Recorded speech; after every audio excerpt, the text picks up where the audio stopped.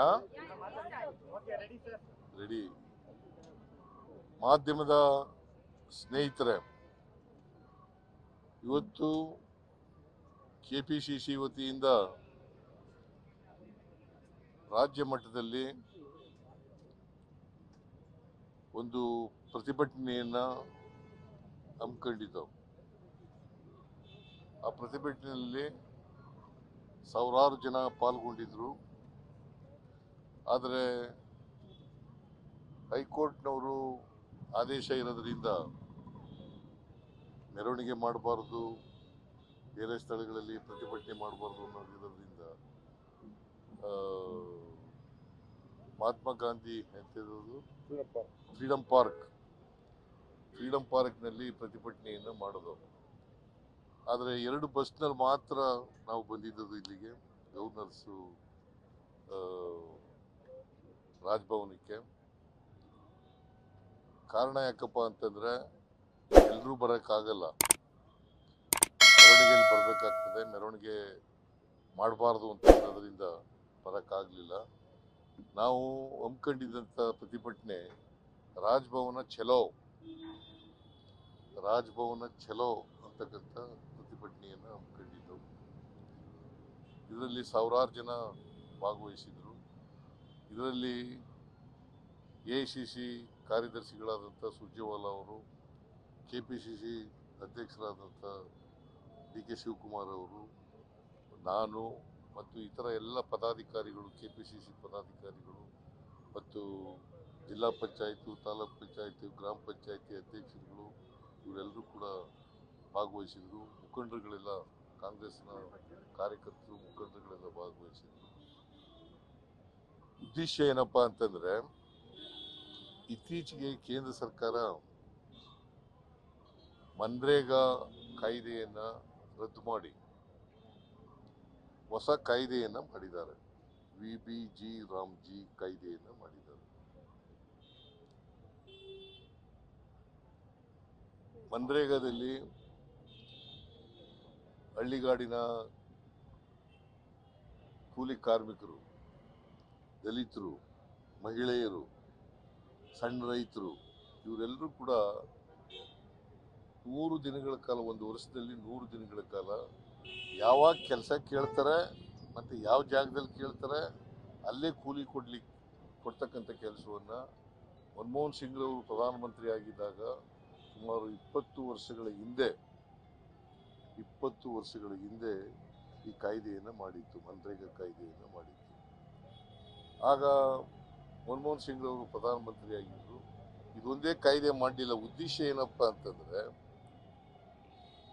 ಉದ್ಯೋಗ ಕೊಡ್ತಕ್ಕಂಥದ್ದು ಅದು ಸಂವಿಧಾನಿಕ ಹಕ್ಕಾಗಬೇಕು. ಮತ್ತೆ ಅವರು ಅವ್ರ ಜಾಗ ಎಲ್ಲಿ ವಾಸ ಮಾಡ್ತಾರೆ ಆ ಜಾಗದಲ್ಲೇ ಕೆಲಸ ಕೊಡ್ತಕ್ಕಂಥದ್ದನ್ನು ಮಾಡ್ತಾ ಇದ್ರು. ಅದರಿಂದ ಅವರು ಗ್ರಾಮೀಣ ಪ್ರದೇಶದಲ್ಲಿ, ಹಳ್ಳಿಗಳಲ್ಲಿ ಆಸ್ತಿಗಳನ್ನು ನಿರ್ಮಾಣ ಮಾಡ್ತಾ ಇದ್ರು. ಜೊತೆಗೆ ಅವ್ರ ಜಮೀನುಗಳಲ್ಲೂ ಕೂಡ ಕೆಲಸ ಮಾಡ್ಕೋಬೋದಾಗಿತ್ತು. ಈ ಹೊಸ ವಿಬಿಜಿ ರಾಮ್ಜಿ ಕಾಯ್ದೆ ಮಾಡೋದ್ರಿಂದ ಈ ಹಕ್ಕನ್ನ, ಸಂವಿಧಾನ ಹಕ್ಕನ್ನ ಕೊಟ್ಟಿದ್ದಂಥ ಹಕ್ಕನ್ನ ಕಿತ್ಕೊಂಡಾಗ ಆಗ್ತದೆ, ಬಿಜೆಪಿಯವರು ಕಿತ್ಕೊಂಡಾಗ ಆಗ್ತದೆ. ಯಾಕಂತಂದ್ರೆ ಸುಮಾರು 53% ಮಹಿಳೆಯರು ಕೆಲಸ ಮಾಡ್ತಿದ್ರು. ಕರ್ನಾಟಕ ಒಂದರಲ್ಲೇ ಸುಮಾರು 71 ಲಕ್ಷಕ್ಕೂ ಹೆಚ್ಚು ಜನ ಕಾರ್ಮಿಕರಿದ್ರು. 71 ಲಕ್ಷಕ್ಕೂ ಹೆಚ್ಚು ಜನ ಕಾರ್ಮಿಕರಿದ್ರು. ಇವರಲ್ಲಿ 53% ಮಹಿಳೆಯರು, 28% ಪರಿಶಿಷ್ಟ ಜಾತಿಯವರು, ಪರಿಶಿಷ್ಟ ವರ್ಗದವರು, 11% ಪರಿಶಿಷ್ಟ ಜಾತಿ,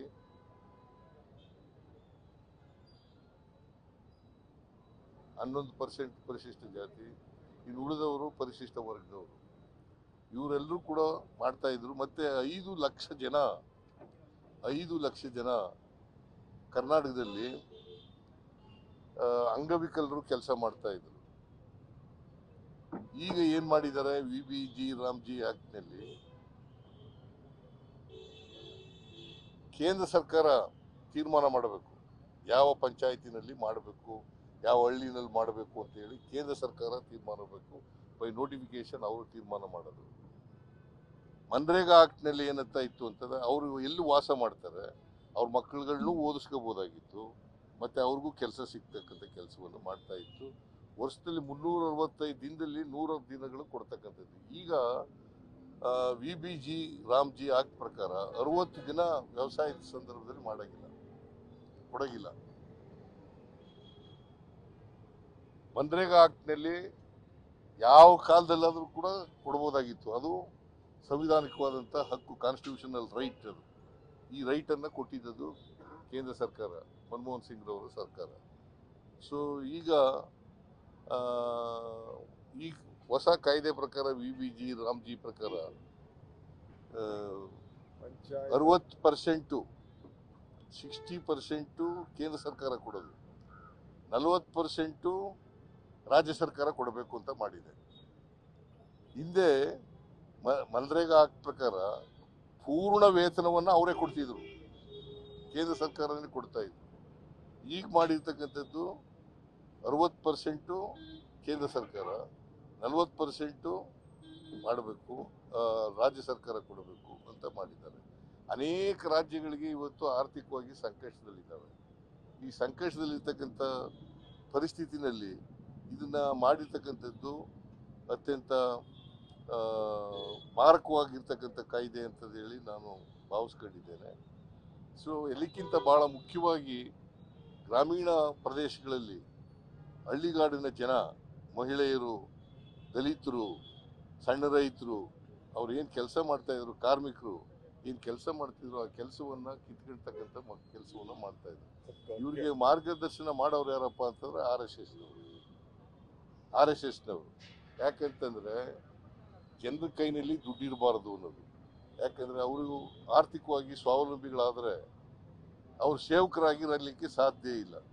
ಈ ಸೇವಕರಾಗಿ ಇರಬೇಕು ಅಂತಕ್ಕಂಥದ್ದೇ BJP RSSನ ಉದ್ದೇಶ. ಅದಕ್ಕೋಸ್ಕರವಾಗಿ ಈ ಕಾಯ್ದೆಯನ್ನು ತಂದಿದ್ದಾರೆ. ನಮ್ಮ ಹೋರಾಟ ಇಡೀ ದೇಶದಲ್ಲಿ ನಾವು ಮಾಡ್ತಾ ಇದ್ದೀವಿ. ಕಾಂಗ್ರೆಸ್ ಪಕ್ಷ ಅವರ ವರ್ಕಿಂಗ್ ಕಮಿಟಿ ಮೀಟಿಂಗ್ನಲ್ಲಿ ತೀರ್ಮಾನ ಮಾಡಿದೆ, ಇಡೀ ದೇಶದಲ್ಲಿ ಇದು ಮಾಡಬೇಕು ಅಂತಕ್ಕಂಥದ್ದು. ಅದ್ರ ಜೊತೆಗೆ ಈ ಕಾಯ್ದೆ ಇದೆಯಲ್ಲ VBG ರಾಮ್ಜಿ, ಇದನ್ನು ರದ್ದು ಮಾಡಬೇಕು, ಮತ್ತೆ ಮನ್ರೇಗಾ ಕಾಯ್ದೆಯನ್ನು ಜಾರಿಗೆ ಕೊಡಬೇಕು. ಅಲ್ಲಿವರೆಗೂ ನಮ್ಮ ಹೋರಾಟ ಇರಬೇಕು ಅಂತಕ್ಕಂಥದ್ದನ್ನು ತೀರ್ಮಾನ ಮಾಡಿದ್ದಾರೆ. ಅದರಿಂದ ಈಗ ಇವತ್ತು ರಾಜ್ಯ ಮಟ್ಟದಲ್ಲಿ ಮಾಡಿದ್ದೀವಿ. ಇಡೀ ರಾಜ್ಯದಲ್ಲಿ ಎಲ್ಲ ಜಿಲ್ಲಾ ಮಟ್ಟಗಳಲ್ಲೂ ಕೂಡ, ತಾಲೂಕು ಮಟ್ಟದಲ್ಲೂ ಕೂಡ, ಗ್ರಾಮ ಪಂಚಾಯತಿ ಮಟ್ಟದಲ್ಲೂ ಕೂಡ ಈ ಹೋರಾಟ ನಡೀತಾ ಇದೆ. ಇವತ್ತು ಪಾದಯಾತ್ರೆ, ಇವತ್ತಿಲ್ಲ ಬೇರೆ ದಿನ ಪಾದಯಾತ್ರೆಯನ್ನು ಕೂಡ ಪ್ರತಿ ತಾಲೂಕಿನಲ್ಲಿ ಮಾಡ್ತೇವೆ. ಅದು ಎಲ್ಲಿವರೆಗೆ ಅಂತಂದರೆ ನಮ್ಮ ಮನ್ರೇಗಾ ಕಾಯ್ದೆ ಅದು ವಾಪಸ್, ಮತ್ತೆ ಈ ಕಾಯ್ದೆ ಇದೆಯಲ್ಲ VBG ರಾಮ್ಜಿ, ಇದನ್ನು ರದ್ದು ಮಾಡಿ ಇದನ್ನು ಪುನಃಸ್ಥಾಪನೆ ಮಾಡ್ತಕ್ಕಂಥ ಕಾಯ್ದೆಯನ್ನು ಮಾಡಬೇಕು. ಲೇಟೆಸ್ಟ್ ಹಾಗೂ ಇಂಟ್ರೆಸ್ಟಿಂಗ್ ಸುದ್ದಿಗಳಿಗಾಗಿ ಬಾಸ್ ಟಿವಿ ಕನ್ನಡ ಚಾನೆಲ್ನ ಸಬ್ಸ್ಕ್ರೈಬ್ ಮಾಡಿ. ಹಾಗೆಯೇ ಬೆಲ್ ಐಕಾನ್ ಪ್ರೆಸ್ ಮಾಡಿ. ಇದರ ಜೊತೆಗೆ ಫೇಸ್ಬುಕ್, ಇನ್ಸ್ಟಾಗ್ರಾಮ್, ಎಕ್ಸ್ನಲ್ಲೂ ಮಿಸ್ ಮಾಡದೆ ಫಾಲೋ ಮಾಡಿ.